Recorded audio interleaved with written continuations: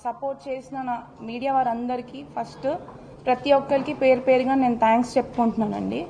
ఎందుకంటే ఒక ఆడపిల్లకి అన్యాయం జరిగినందుకు మీరందరూ కూడా ఇన్ని రోజుల నుంచి నాకు సపోర్ట్ చేసి నాకు స్టాండ్ తీసుకొని నా గురించి అన్యాయాన్ని మీరు మీ ద్వారా ప్రజలందరికీ తెలియజేసినందుకు నాకు ఫస్ట్ మీ అందరికీ కృతజ్ఞతలు తెలుపుకుంటున్నాను. అయితే ఇప్పుడు నేనేమీ పెద్ద ఇట్లా ప్రొఫెషనల్ ఏం కాదండి. ఒక ఆడపిల్లకి, మీ ఇంటి ఆడపిల్లకి అన్యాయం జరిగితే ఎట్లా అయితే ఎక్స్ప్రెస్ చేస్తుందో అదేవిధంగా నాకు జరిగిన అన్యాయాన్ని ఖచ్చితంగా మీ ముందుకి జరిగిన అన్యాయాన్ని, జరిగిన వాస్తవాల్ని మీ అందరి ముందు మీ ద్వారా తెలియజేయాలని ఇవాళ ఇక్కడికి రావడం జరిగింది. అయితే ఇక్కడికి వస్తున్నందుకు ఇలాంటి రోజు ఒకటి నాకు వస్తుంది అని కూడా నేను అనుకోలేదు. ఇక్కడ రావడము, ఇలా అన్యాయం జరిగి ఇట్లా అందరి ముందు మాట్లాడడం కూడా ఒక ఆడపిల్లగా చాలా ఫస్ట్ బాధాకరంగా ఉంది నాకు. బట్ నేను ఇప్పుడు జరిగిన నాకు బాధలు, నాకు జరిగిన ప్రాబ్లమ్స్, అన్యాయం అన్నీ కూడా నేను ఎదుర్కొని గట్టిగా నిలబడి ఇప్పుడు మీ అందరి ముందు నేను ఇది పెడుతున్నందుకు నేను గర్వంగా ఫీల్ అవుతున్నాను. ఎందుకంటే ప్రతి ఒక్క ఆడపిల్ల కూడా అన్యాయం జరిగితే లోపల కుమిలిపోయి కూర్చోకూడదు. ప్రతి ఒక్కరు బయటికి వచ్చి మాట్లాడాలి. మాట్లాడితేనే వాళ్ళకి న్యాయం జరుగుతుంది. ఇట్లాంటి వాళ్ళు అంటే జోగి రమేష్ అండ్ ఇట్లాంటి ఫ్యామిలీ వాళ్ళు, ఇట్లాంటి వాళ్ళ నుంచి మనం బయటపడవచ్చు. ఖచ్చితంగా జరిగిన వాస్తవాలు ఏంటో కూడా అందరికీ తెలుస్తాయి. అయితే ముందుగా నా పేరు మేఘన. నేను మాజీ మంత్రి జోగి రమేష్ గారి కోడల్ని. 1.5 year బ్యాక్ అంటే May 28, 2025 రోజున జోగి రాజీవ్తో నాకు వివాహం జరిగింది. ఇప్పుడు అందరు తండ్రులు ఎట్లా అయితే తన అమ్మాయి, తన కూతురు హ్యాపీగా ఉండాలి అని చెప్పి ఎట్లయితే పెళ్లి చేశారో, మా డాడీ కూడా నేను హ్యాపీగా ఉండాలి అని చెప్పి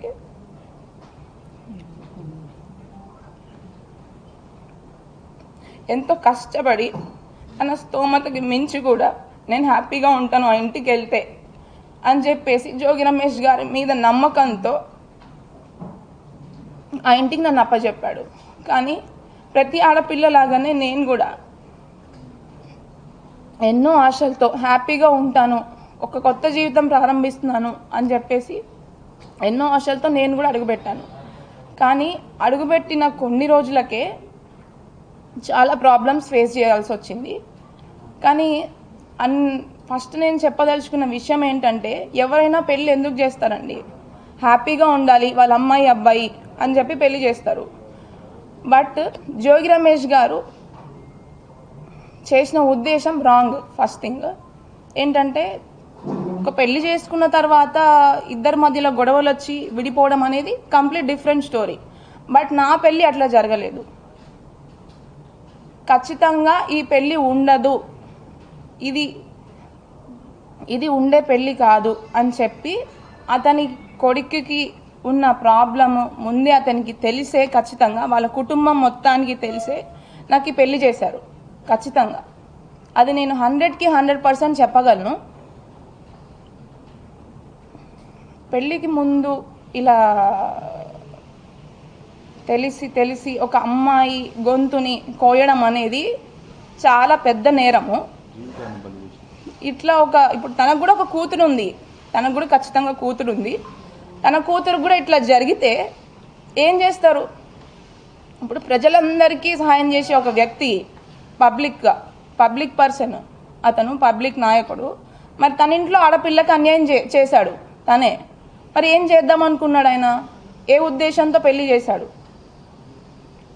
అండ్ నిన్న జోగి రమేష్ గారు జరిగిన ప్రెస్ మీట్లో ఒక విషయం చెప్పాడనమాట. మా ఇద్దరి మధ్యలో మనస్పర్ధలు, గొడవలు రావడం వల్ల డిస్టర్బెన్సెస్ వచ్చి వాళ్ళు ఏదో విడిపోతున్నారు, బట్ ఇప్పుడు కూడా కలిసి ఉండాలని అనుకుంటున్నాను అంటున్నాడు. అసలు మా ఇద్దరి మధ్యలో ఏం గొడవలు వచ్చాయి? అసలు ప్రాబ్లం ఏంటి? నేను చేసిన తప్పేంటి? అసలు విషయాలని పక్కన పెట్టి పక్కదారి పట్టించడానికి ప్రయత్నించాడనమాట. అది క్లియర్గా మీ అందరికీ అర్థమవుతుంది ఖచ్చితంగా. ఇప్పుడు అసలు నిన్న మాట్లాడిన దాంట్లో నాకు అది చాలా, అంటే అసలు నేను ఇవాళ వచ్చి మీ అందరి ముందుకు నేను మాట్లాడాలి, మీడియాలోకి రావాలి అని ఏ ఆడపిల్ల అనుకోదు. బట్ నేను రావాల్సి వచ్చింది. ఎందుకంటే నిన్న జోగి రమేష్ గారు చేసిన కొన్ని వ్యాఖ్యల వల్ల నాకు చాలా, అంటే చాలా బాధ కలిగింది. ఎందుకంటే అతను చేసిన అన్యాయము, వాళ్ళ ఇంట్లో నేను ఎదుర్కొన్న సమస్యలను పక్కన పెట్టి ఆయన సింపతి గెయిన్ చేద్దాం అనుకున్నారా, లేకపోతే ఇది రాజకీయ కోణంలోకి తీసుకొని వెళ్దాం అనుకుంటున్నారా అనేది నాకు అర్థం కావట్లేదు. బట్ ఉన్న వాస్తవాలేంటో, ఉన్న విషయాలేంటో మీ అందరికీ నేను ముందుగానే ఎఫ్ఐఆర్లో క్లియర్గా పొందుపరిచాను. అవి 100కి 100% వాస్తవాలు. అండ్ దానికి సంబంధించిన ఎవిడెన్స్లు కూడా నేను ప్రతి ఒక్కటి కోర్టు వారికి ప్లస్ పోలీస్ స్టేషన్లో నేను సమర్పించాను. తొందరలోనే ఆ విషయాలకు సంబంధించిన నిజాలు కూడా మీకు తెలుస్తాయి, బయటపడతాయి. బట్ ఏ కాన్ఫిడెన్స్తో నేను ఇచ్చానంటే, ఎప్పటికైనా న్యాయము ధర్మము అనేది కొంచెం లేట్ అయినా కూడా ఖచ్చితంగా గెలుస్తుంది అని గట్టి నాకు నమ్మకం ఉంది. అదే నమ్మకంతో నేను ముందుకెళ్ళాను. నేను ఇంకా కూడా ఎదుర్కొని ఖచ్చితంగా జయించిన తర్వాతనే నేను ఈ ఈ ఈ పోరాటాన్ని, ఈ న్యాయ పోరాటాన్ని ఆపుతాను, నాకు న్యాయం జరిగేంత వరకు. అయితే ఎవరైనా ఏం చేస్తారండి, నార్మల్గా పెళ్ళయి ఎన్నో ఆశలతో అడుగుపెట్టాను. ఫస్ట్ తగిలిన షాక్ ఏంటి అంటే, అబ్బాయికి రాజీవ్కి అసలు ఉన్న ప్రాబ్లం ఏంటి, మాకైన గొడవలు ఏంటి, ఆ విషయాలన్నిటినీ కూడా వాళ్ళకి తెలుసు.